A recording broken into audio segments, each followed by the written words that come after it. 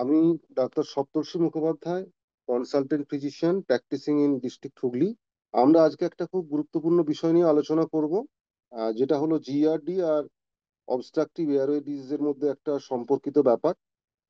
যেটা খুবই গুরুত্বপূর্ণ এই কারণে যে কারণ আমরা এখন আজকালকার দিনে আমাদের চেম্বারে ক্লিনিক্যাল প্র্যাকটিসে এই ধরনের প্রচুর পেশেন্ট পাই যাদের গ্যাস্ট্রোএসোফেজিয়াল রিফ্লাক্স ডিজিজ এবং পালমোনারি এয়ারওয়ে ডিজিজ বা পালমোনারি ফাইব্রোসিস অ্যাসোসিয়েটেড থাকে।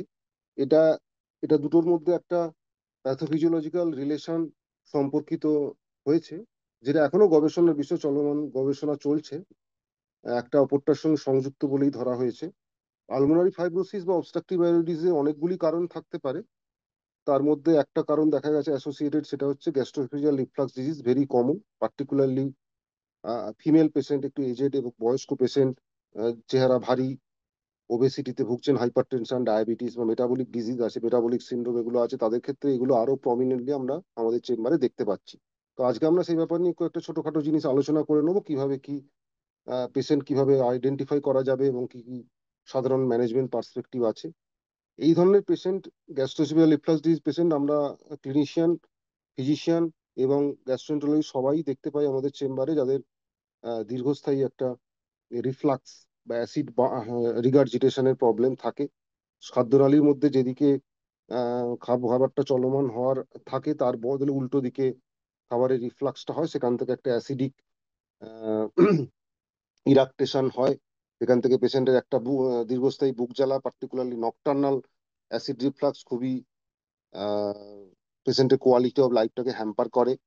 এবং দেখা গেছে এই এই ধরনের পেশেন্টের ক্ষেত্রে যেহেতু অ্যাসিড রিফ্লাক্স হচ্ছে, একটা মাইক্রো অ্যাসপিরেশনেরও সম্ভাবনা থাকে, শ্বাসনালীতে মাইক্রো অ্যাসপিরেটেড মেটেরিয়াল গুলো চলে যায়। এবং তাদের ক্ষেত্রে একটা কাশি, দীর্ঘস্থায়ী কাশি, যেটা সাধারণ অ্যান্টিডাসিভ মেডিকেশন, ইনহেলার কোনোটাই ভালো কাজ করতে পারে না, কারণ তাদের এই মাইক্রো অ্যাসপিরেশনটা চলতেই থাকে এবং এটা প্রপার ট্রিটমেন্টও হয় না, আনআইডেন্টিফাইড থাকে রিফ্লাক্স ডিজিজটা। সেক্ষেত্রে অ্যান্টিডাসিভ ট্রিটমেন্ট, পালমোনারি থেরাপি খুব একটা এফেক্টিভ হয় না, সাধারণ থেরাপি যেগুলো। তাদের ক্ষেত্রে জিআরডিটাকে আইডেন্টিফাই করা, প্রপারলি আইডেন্টিফিকেশন করা, প্রপারলি ডায়াগনোসিস করা এবং প্রপার ট্রিটমেন্ট না দিলে তাদের ক্ষেত্রে এই কাশি আলটিমেটলি পালমোনারি ফাইব্রোসিস ডেভেলপ করে, স্কারিং, যেটা পালমোনারি টিস্যুটাকে নষ্ট করে দেয়, টাইট করে দেয়, ইলাস্টিসিটিটা নষ্ট করে দেয়, কমপ্লায়েন্সটা, লাং কমপ্লায়েন্সটা কমে যায়। তাদের ক্ষেত্রে প্রপার ট্রিটমেন্ট দরকার, এবং গ্যাস্ট্রোএসোফেজিয়াল রিফ্লাক্স ডিজিজটাকে প্রপারলি ট্রিটমেন্ট করা খুব প্রয়োজন।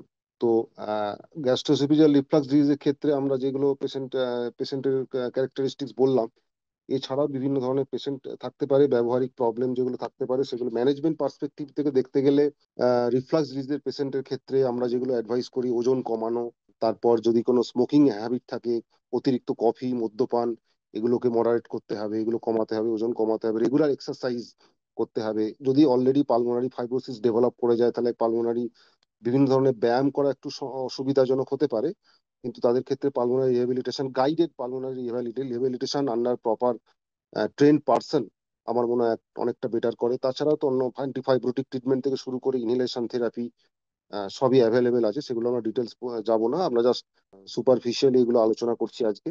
গ্যাস্ট্রোসিপিয়াল রিফ্লাক্স ডিজিজের ক্ষেত্রে পিপিআই এর একটা বিরাট ভূমিকা আছে। লাইফস্টাইল মডিফিকেশনের পাশাপাশি পিপিআই থেরাপি, সেটা কতদিন চলবে সেটা আপনার ডাক্তারবাবু নির্ধারিত করে দেবেন। অনেক সময় 2 মাস কি 3 মাস পর্যন্ত কন্টিনিউ করা হতে পারে। Dose modification, nocturnal acid breathing আছে কিনা, রাত্রিবেলা কোনো অ্যান্টি অ্যান্টাসিড অ্যাড করতে হবে কিনা নকটার্নাল অ্যাসিড রিফ্লাক্সের ক্ষেত্রে, সেগুলো প্রত্যেকের নিজস্ব ফিজিশিয়ানের সঙ্গে প্রপার পরামর্শ, সঠিকভাবে পরামর্শ করা এবং রেগুলার চেক আপের মধ্যে থাকা, এগুলো খুবই গুরুত্বপূর্ণ। এবং আশপাশের যে কোমরবিডিটি গুলো প্রত্যেক পেশেন্ট, এখন তো এজেড পেশেন্ট, 40-50-এর উপর বয়স, তাদের ক্ষেত্রে diabetes, liver disease, obesity, heart, cardio atherosclerotic vascular disease সবই খুবই কমন, প্রমিনেন্ট। তাদের ক্ষেত্রে এইগুলোর প্রপার ডিসলিপিডেমিয়া, যেটা বাদ চলে যাচ্ছে, লিপিড প্রোফাইল অ্যাবনর্মালিটি, এগুলো সব করার ট্রিটমেন্ট করা খুবই গুরুত্বপূর্ণ। প্রপার ট্রিটমেন্টের মাধ্যমে এবং প্রপার লাইফস্টাইল মডিফিকেশনের মাধ্যমে জিআরডি এবং তার সঙ্গে associated pulmonary obstructive airway disease গুলোকে অপটিমাইজ করা, ট্রিটমেন্ট অপটিমাইজেশন করা সম্ভব।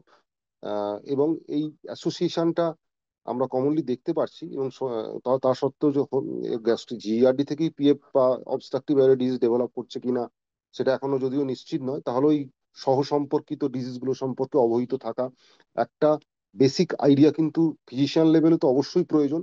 এবং আমাদের পেশেন্টদের এডুকেশনের জন্য আমার মনে হয় খুবই গুরুত্বপূর্ণ, যাতে তারা এই দুটো ডিজিজ অ্যাসোসিয়েশনটাকে আইডেন্টিফাই করতে পারে এবং প্রপারলি চিকিৎসকের সঠিক সময়ে যাওয়াটা খুব গুরুত্বপূর্ণ, না হলে ডিজিজটা অনেকটা প্রোগ্রেশন হয়ে যায়।